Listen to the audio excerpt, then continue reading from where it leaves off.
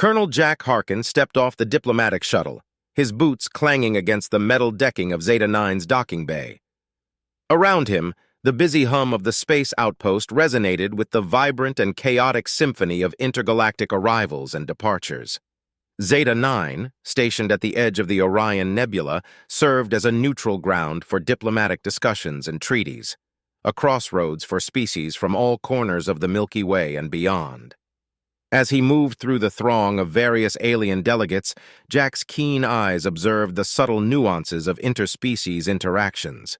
His years in the United Earth Forces had honed his ability to read tension and potential conflict, even in the seemingly mundane exchange of greetings between two rival delegations.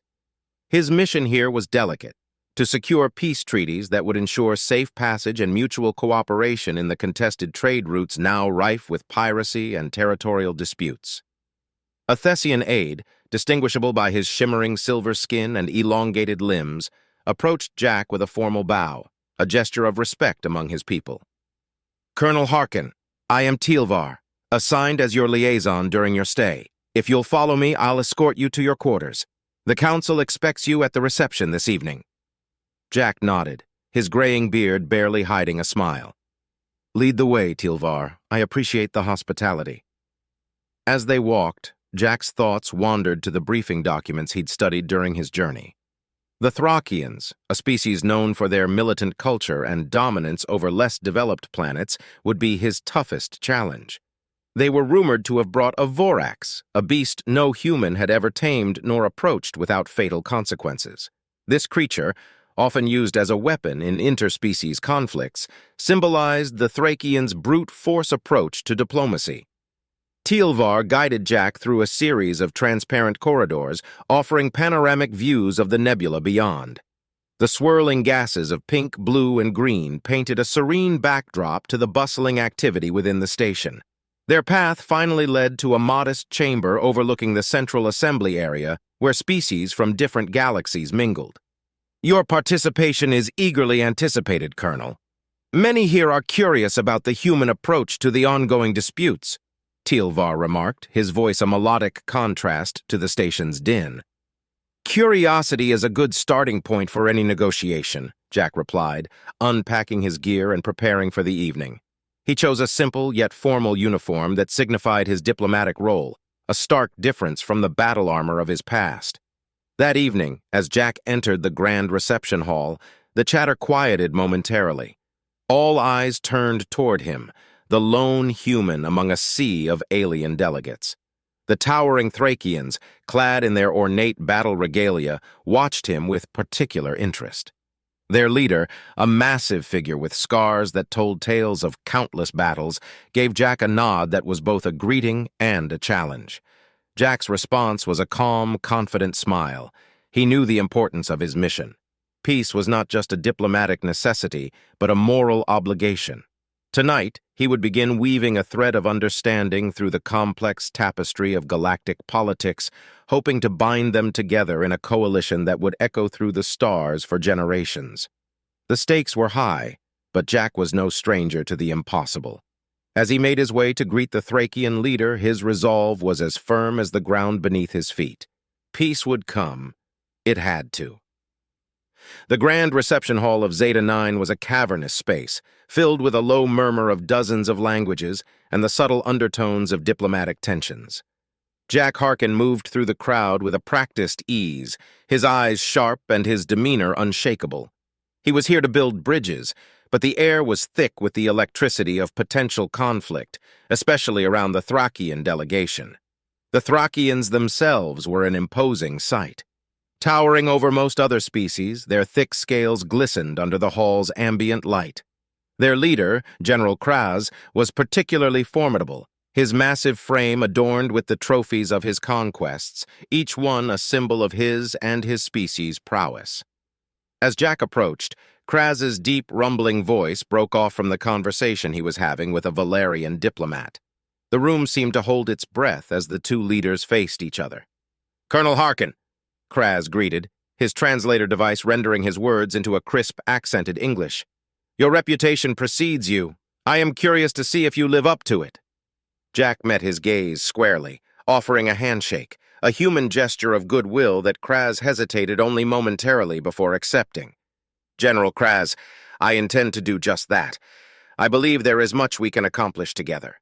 As the evening progressed, Jack worked the room, speaking with delegates from various planets, each conversation a delicate dance of words and gestures, building the groundwork for the negotiations to come. However, his attention was repeatedly drawn back to the Thracians and their not-so-subtle displays of dominance. It was a common strategy, Jack knew, to use fear as a tool for negotiation, but he also sensed an underlying current of unease in the Thracians' bravado. The moment that defined the evening came unexpectedly. A dispute erupted between the Thracian delegates and the Valerians over a contested star system rich in resources. Tempers flared, and voices rose, the fragile veneer of diplomacy cracking under the strain of greed and pride. The Valerians, a peaceful but firm species, stood their ground against the Thracian threats. Sensing an opportunity to demonstrate their superiority, Kraz signaled to his aides. With a dramatic flourish, they brought forth a massive cage. Inside, the shadow of a creature stirred, its form obscured by the dim light and the thick bars. A hush fell over the room as Kraz announced, "Behold the Vorax, the apex of Thracian taming prowess. Let this remind all who question our claims." The cage was maneuvered into the center of the hall. The creature within was restless, its movements causing the cage to shake. Jack watched closely, his heart rate steady despite the danger. The Vorax was legendary, a beast of such ferocity and strength that few dared even speak of it, let alone display one in such a public manner. As the Thracians boasted of their control over the creature, Jack noticed something else. A flicker of fear in the creature's eyes, so human in its expression that it stirred something in him. This was not the display of a conqueror, but an act of desperation, perhaps a bluff meant to maintain a facade of unassailable strength. With the room's attention fixed on the Thracians and their dangerous pet, Jack realized that this moment could be a turning point. If he could show that there was another way, a path of empathy and understanding, even with the galaxy's most feared predator, he might just turn the tide not only of the evening, but of the entire diplomatic conference. His next steps would need to be cautious yet bold. Jack was no stranger to risk, but tonight, the stakes were higher than ever. As the tension in the grand reception hall reached a fever pitch, Jack Harkin prepared to make one of the boldest moves of his diplomatic career. The cage containing the Vorax stood ominously at the center of the room, its presence a palpable threat that underscored the Thracians' message of dominance. The creature's occasional growls reverberated through the chamber, sending shivers down the spines of even the most composed diplomats. General Kraz, basking in the uneasy stares directed at the caged beast, turned to Jack with a smirk that suggested he considered the display a checkmate in their silent battle for influence. "As you see, Colonel Harkin, our methods are quite effective. The Vorax is under our control, as are the star systems we claim." Jack's gaze lingered on the Vorax. The creature was massive, its body a tapestry of muscle and scales, eyes glowing with a mix of intelligence and raw fear. It was then that Jack noticed the subtle signs of distress, signs that most would miss, but to Jack spoke volumes about the creature's state of mind. It was scared, not savage. Without breaking his steady gaze on the Vorax, Jack addressed Kraz. "General, your control is indeed formidable, but I wonder, is fear the only way to lead? Is dominance the only path to power?" His voice was calm, the question rhetorical yet pointed. The room quieted, every delegate and aide tuning into the unfolding confrontation. Jack continued, "With permission, I would like to try a different approach." Before Kraz could respond, Jack stepped forward towards the cage. Murmurs rippled through the crowd. Jack's approach was unprecedented. Human interactions with a Vorax were unheard of, primarily because such encounters typically ended in fatalities. Jack reached the cage, his heart steady, his mind focused. He ignored the instinctive warnings that screamed in his brain, focusing instead on the creature's eyes. Speaking softly, Jack addressed the Vorax in a soothing tone, a stark contrast to the aggressive posturing it had likely encountered from its captors. "It's all right. No one here will harm you." To the audience, he seemed to be speaking directly to the beast, but his words carried a deeper message, challenging the prevailing norms of brute force. The Vorax stilled, its eyes locking onto Jack's. The creature's breathing slowed, and a tense silence fell over the room. Jack placed his hand gently against the cage, his palm visible to the Vorax. The creature leaned forward, its massive head coming close to Jack's hand, separated only by the bars. Then, slowly, deliberately, the Vorax extended its neck, its snout reaching towards Jack's outstretched hand. With a gentleness that belied its fearsome appearance, it touched his palm, the gesture silent but monumental.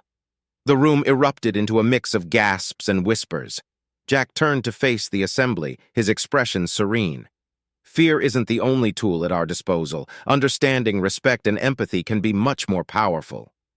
Kraz, taken aback by the human's audacity and the creature's response, was momentarily speechless. The diplomatic corps, meanwhile, began to murmur among themselves, the implications of Jack's actions sparking debates and discussions. Jack's move was more than a demonstration of courage. It was a challenge to the established norms of diplomacy and power. By connecting with the Vorax, Jack had not only diffused a volatile situation, but had also planted the seeds of a new way of thinking about leadership and control in the minds of all present. The murmur of surprise that had rippled through the grand reception hall now gave way to an almost reverent silence. The diplomats, delegates, and military leaders from across the galaxy watched in astonishment as the fearsome Vorax, a creature known in the annals of interstellar lore for its lethal unpredictability, interacted with Colonel Jack Harkin in a manner that contradicted everything known about it. Jack's hand remained steady, pressed against the cold metal bars of the cage, while the giant creature on the other side mirrored his calm. The Vorax's snout touched Jack's palm gently, a delicate gesture from such a massive beast. Jack spoke quietly to it, a stream of soothing, unintelligible whispers that seemed to further calm the creature. His eyes, full of empathy and understanding, never left those of the Vorax. General Kraz, caught between his role as a leader of the Thracians and the shock of the moment, stepped forward, his heavy boots thudding on the polished floor. His voice, when he spoke, carried a mix of curiosity and begrudging respect. "Colonel Harkin, what sorcery is this? How do you tame such a beast without chains or whips?" Jack turned to address Kraz and the rest of the room, his hand still close to the Vorax, maintaining the fragile connection he had established. "No sorcery, General. Just a basic understanding that all beings, no matter how different, have a desire for respect and peace. The Vorax isn't a tool to be used for intimidation. It's a living being, feeling fear and pain just as we do." The implication of Jack's words hung heavy in the air. His approach challenged the deeply ingrained beliefs of many species present, that power was best demonstrated through dominance and control. Jack continued, "In the military, we often say that the true test of leadership isn't how you wield power, but how you empower those around you. Today, let this be a demonstration not just of a human's ability to connect with another species, but of our collective potential to lead through empathy rather than fear." As Jack spoke, the Vorax relaxed even further, its massive body shifting to a more comfortable position, as if it felt safe in the presence of the human. The delegates observed this transformation with awe, the implications of the scene unfolding before them beginning to reshape their perceptions. A young delegate from a smaller, peaceful planet raised a hand, her voice clear and strong across the quiet room. "Colonel Harkin, could this principle extend to how we govern? Could we not apply this understanding to our leadership and interstellar relations?" Jack nodded, his gaze sweeping over the crowd, meeting eyes that now reflected a mixture of reconsideration and intrigue. "Absolutely. Today we are here to discuss treaties and peace. Let's take this moment as a sign that even the fiercest disputes can be approached with a mindset geared towards understanding and mutual respect."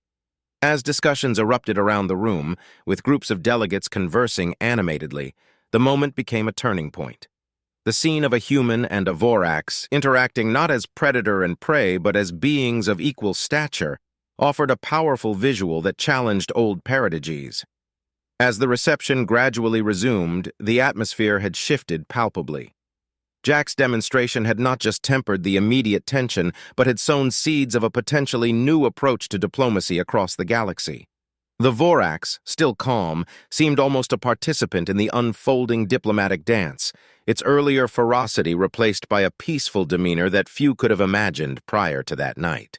The aftermath of Jack Harkin's encounter with the Vorax reverberated far beyond the confines of the Grand Reception Hall on Zeta 9. Word of the unprecedented event spread rapidly across the galaxy, carried by the array of communication technologies employed by the various species in attendance. Within hours, the story of a human diplomat who had calmly interacted with one of the most feared creatures in the galaxy became a symbol of a new possibility in interstellar relations. The reaction among the Galactic Council was mixed, yet overwhelmingly intrigued by the implications of Jack's actions. Some seasoned diplomats, entrenched in traditional views of power and control, remained skeptical, dismissing the event as a well-staged anomaly. However, the majority saw it as a stark illustration of an alternative path to peace and understanding, one that could reshape future diplomacy. In the days that followed, Jack found himself the center of attention at the outpost. Delegates from various planets sought him out, not just out of curiosity, but also for advice and insights on applying empathy in their own negotiations and leadership roles. Each conversation, each request for counsel, reinforced the impact of his actions, setting the stage for deeper discussions on policy and governance. Amid this newfound acclaim, Jack was invited to address the full assembly of the Galactic Council, a rare honor for a human, reflecting the gravity of his recent demonstration. As he prepared for his speech, Jack focused on the core message he wanted to convey: the power of empathy and mutual respect in governance. On the day of his address, the assembly hall was packed, with representatives of countless species gathered to hear from the human who had dared to challenge conventional wisdom. Jack stood at the podium, the weight of the moment palpable in his heart, yet his demeanor reflected calm confidence. "Ladies and gentlemen of the Galactic Council, esteemed delegates," Jack began, his voice steady and clear. "What we witnessed the other night was not a trick, nor was it mere luck. It was a demonstration of what can be achieved when we choose to lead with empathy rather than fear." He paused, allowing his words to resonate across the chamber. "The Vorax, as you all know, is feared across the galaxy for its strength and ferocity, yet what I saw in the eyes of that creature was not a beast craving blood, but a sentient being filled with fear, seeking understanding." Jack's speech continued, outlining a vision for a new era of galactic diplomacy. "Imagine a galaxy where disputes are not settled with shows of force but through dialogue and mutual understanding, where we recognize the inherent worth and dignity of all beings, not just those who wield power." The response was electric. Applause broke out sporadically, led by the younger delegates and those from traditionally peaceful planets. Even some of the more hardened diplomats nodded in agreement, their perspectives challenged by the tangible results of Jack's approach. In the wake of the speech, the council began to debate a series of resolutions that would change the way disputes were managed across the galaxy. Proposals for new diplomatic training programs focusing on empathy and nonviolent communication were put forth, along with initiatives to reduce the militarization of diplomatic encounters.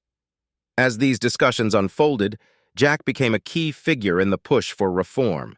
His experience with the Vorax cited as a pivotal example of the success of non-aggressive tactics in high-stakes environments.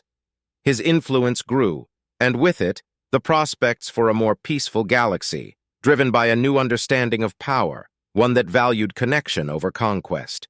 With the momentum of his successful speech and the widespread reaction to his handling of the Vorax, Jack Harkin found himself at the forefront of a burgeoning movement toward empathy-based diplomacy within the Galactic Council. His days were filled with strategy sessions, speeches, and seminars, where he detailed the practical applications of his approach to a variety of alien cultures, each with their unique communication styles and social structures. As the central figure in these discussions, Jack worked tirelessly with leaders from multiple worlds, crafting a framework for what would eventually become known as the Concordat of Understanding. This document aimed to fundamentally change the tactics employed in interstellar negotiations, advocating for methods that prioritized open dialogue and mutual respect over intimidation and coercion. Amid these developments, Jack faced resistance from a coalition of military-centric species, including some members of the Thracian leadership who viewed his methods as naive and potentially threatening to their established power structures.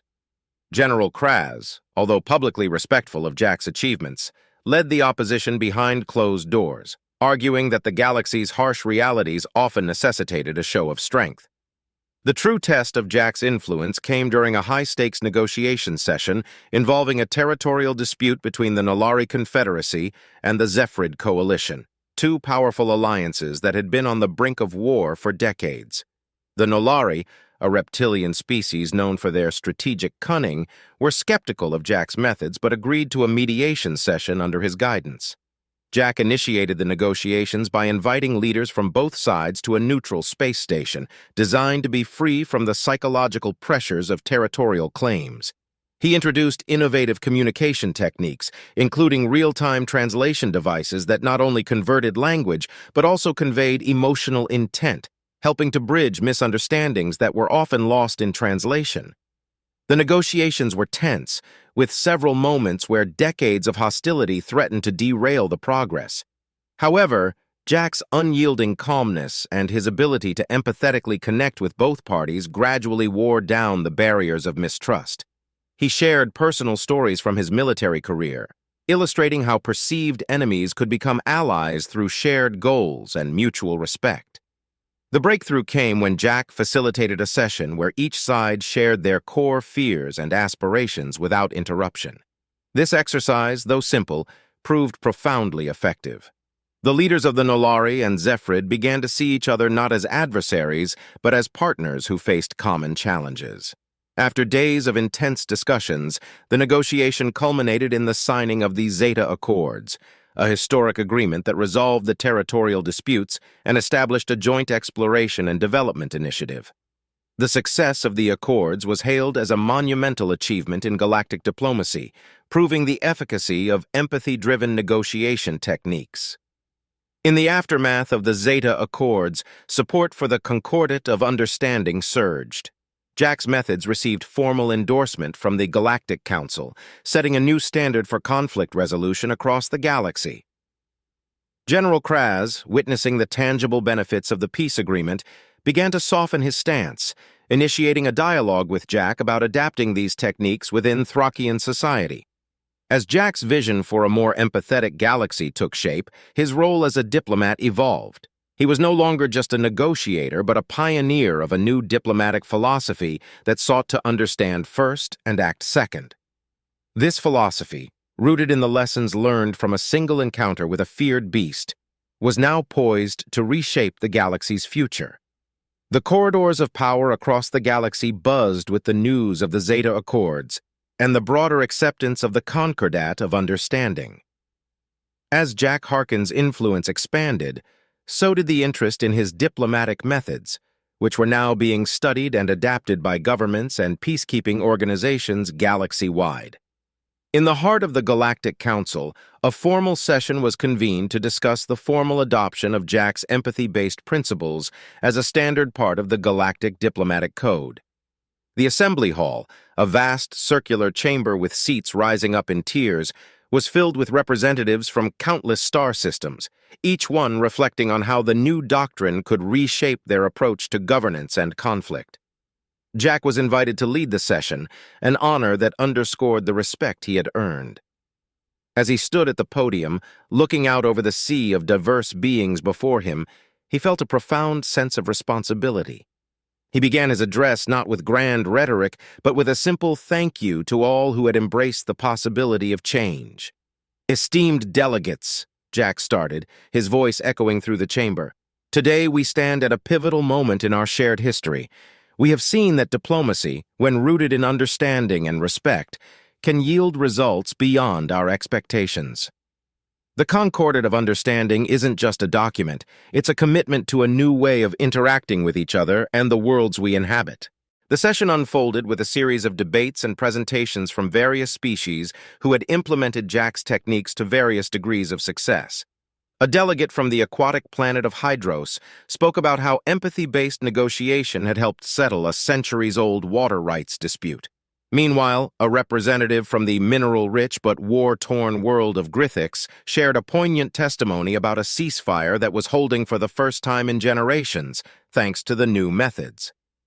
Amid these stories, the discussion turned to the formal voting on integrating the Concordat into the Galactic Codex, the official guide to conduct in all council-related affairs. While most were in favor, there was still a faction of dissenters who feared that abandoning aggressive defense policies could leave their systems vulnerable. It was during this critical moment that General Kraz chose to speak. Standing up, his imposing figure silencing the murmurs around the chamber, he addressed the assembly. "Many of you know me as a warrior," he said, his voice grave but clear. "I have fought in more battles than I care to remember. But the bravest thing I've ever seen wasn't on a battlefield. It was a human, standing calmly before a creature that could have killed him in an instant, reaching out with nothing but compassion and courage." Kraz's endorsement was unexpected but impactful, tipping the scales in the debate. If we, the Thracians, known across the galaxy for our strength in battle, can see the value in this new way, who among us can deny its power? With that, the assembly moved to a vote, and the decision was overwhelming. The Concordat of Understanding was formally adopted into the Galactic Codex, marking the beginning of a new era for all species of the Council. As the session closed, Jack felt a mix of relief and anticipation. The real work, he knew, would begin now, in the implementation of these ideals into everyday practices across the galaxy. But for now, there was a sense of accomplishment and hope, a feeling that the tides were turning toward a future where diplomacy meant dialogue and respect, not dominance and fear. The closing of the session was met with applause, not just for the decisions made, but for the new possibilities that lay ahead. Jack's journey from a soldier to a diplomat, from a skeptic to a believer in the power of empathy, had not just changed his life, but was now set to reshape the galaxy. As the delegates convened once more in the Grand Assembly Hall of the Galactic Council, the air was thick with anticipation. The formal vote to integrate the Concordat of Understanding into the Galactic Codex was not just a procedural step. It was a ceremonial affirmation of a new direction for the galaxy. The chamber buzzed with conversations in countless languages as representatives discussed the potential outcomes and implications of the vote. Jack Harkin stood quietly to the side, observing the interactions with a sense of quiet pride. He had spent countless hours lobbying, explaining, and demonstrating the virtues of empathy and understanding. Now, it all came down to this moment. He knew that the approval of the Concordat would not only vindicate his methods, but would also set a precedent for future diplomatic engagements across the galaxy. As the session began, the president of the Galactic Council, a venerable figure from the planet Eldoria, called the assembly to order. "Esteemed delegates," she began, her voice commanding yet serene, "today we cast a vote that will echo through our history. The adoption of the Concordat of Understanding represents a commitment to peace and empathy, principles that will guide our interactions and shape our future." One by one, representatives from different planets and species stood to cast their votes. The process was a formality, but each vote was a public declaration of each species' stance on the future of galactic diplomacy. "The human delegation votes in favor," announced the human ambassador, standing confidently, his eyes meeting Jack's with a nod of solidarity. "The Thracian Empire votes in favor," General Kraz declared, his voice resonating across the chamber, a statement that drew murmurs of surprise and respect from many corners of the room. As more votes were cast, the pattern became clear. One after another, the delegations voiced their support for the Concordat. Even those who had reservations spoke of their commitment to give peace a chance, influenced by the overwhelming support the document had received. Finally, the last vote was cast, and the president of the council took the podium once more. "With an overwhelming majority, the Concordat of Understanding is hereby adopted into the Galactic Codex," she announced. The chamber erupted into applause, a sound that was not just celebratory but also relieved. A new path had been chosen, one that promised a more peaceful and cooperative future. The day's events culminated in a reception, but the atmosphere was different from any other Jack had attended on Zeta 9. There was a sense of collective achievement and a shared vision for the future. Conversations centered not on conflicts and power struggles, but on collaboration and mutual growth. As Jack looked around the room, he realized that the true measure of his success wouldn't be the vote or even the adoption of the Concordat. It would be in the daily acts of diplomacy and interaction, in the gradual change in how species related to each other across the galaxy. He was ready for the challenge, and, more importantly, he was no longer alone in his beliefs. The galaxy was ready to move forward, together.